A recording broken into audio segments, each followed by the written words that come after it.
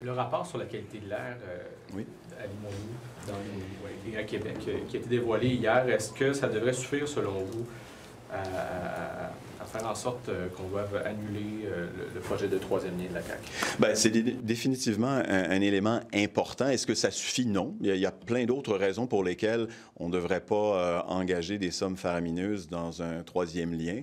On sait que c'est un projet qui est ruineux.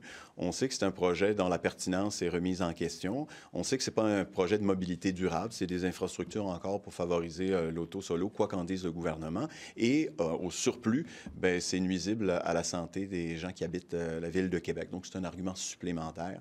Et d'ailleurs, on attend toujours les études sur la faisabilité et les coûts du troisième lien. Mais ce qu'on a en parallèle, c'est des études qui prouvent que ce troisième lien-là aurait des effets délétères sur la santé des Québécois. À la lumière des données et des conclusions de cette enquête-là, de ce rapport-là, est-ce qu'un troisième lien qui serait réservé uniquement à du transport collectif, ce serait encore acceptable, parce que la construction générerait des GES et tout ça? Bien, en fait, nous on avait proposé, dans le cadre de la campagne électorale, quelque chose qui ressemblerait à un lien, là, justement, en transport collectif par train léger.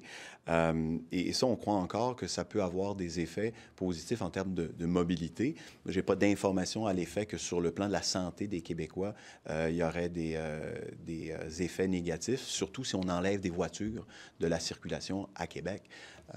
Donc, nous, on pense encore que c'est la meilleure façon d'agir pour favoriser la mobilité durable dans la ville de Québec.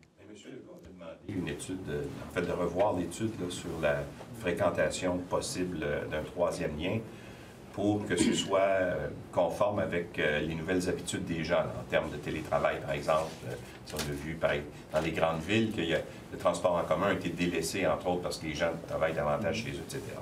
Avez-vous l'impression que si on additionne ça avec l'étude sur la qualité de l'air, qu'on est en train d'essayer de se trouver une voie d'échappement pour ne pas le faire? On le souhaite, en fait. Moi, je pense que le gouvernement, à l'évidence, depuis 5 ans, parle d'un projet dont il n'a pas la maîtrise des paramètres, des critères, des coûts.